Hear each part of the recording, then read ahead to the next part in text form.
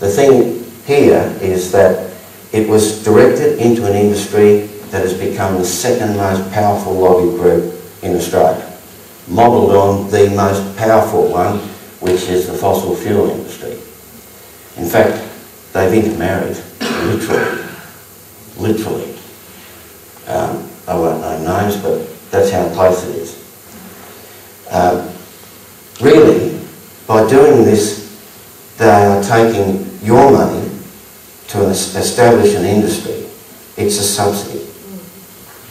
The idea was, get them out of the Crown, put them on private land.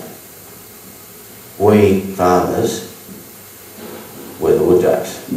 They would shoot us on the water. That's really what it came down to. We didn't have a home and hadn't got a home. And of the 31 places I visited last year, I stand in front of audiences of farmers saying, what can we do? Well, the only thing we can do is remove this. But there's more things in the pipeline, like superannuation funds, etc., which we'll talk about. Other companies who are normally funded by the normal means dislike this scheme just as much. Or either that, or they're trying to establish their own MIS schemes.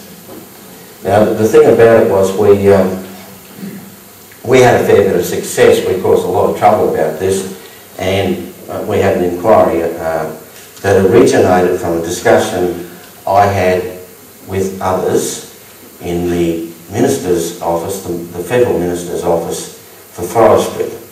And I'll be perfectly fair here.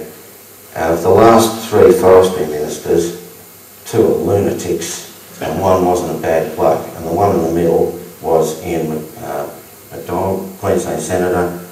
He was just as pro, but he wasn't out of his tree. And when we suggested that this was misuse of public funds, etc., he said, right, this was just before the 04 election, if you think that's the case, I'll bring the review of this taxation arrangement forward as quickly as I can, and he did. Of course, the review took an inordinate amount of time to reach a conclusion, and the conclusion was exactly what the Tax Commissioner had thought from day one. They're outrageous, they're wrong, they're absolutely, blatantly an insult to any form of proper legal status about money. And the response from Cabinet was to accept his verdict and then to go and legislate to make sure that the forestry industry was exempted by changing the investors from investing in a business to special investors. The non-farming stuff is supposed to finish at the end of this financial year, and that is why they are going mad, spending and wiping out funds. 28,000 dairy cows, one dairy farm, on the Murrumbidgee. It's a bit of a shame, really, because dairy is very profitable now. How many dairies have you lost?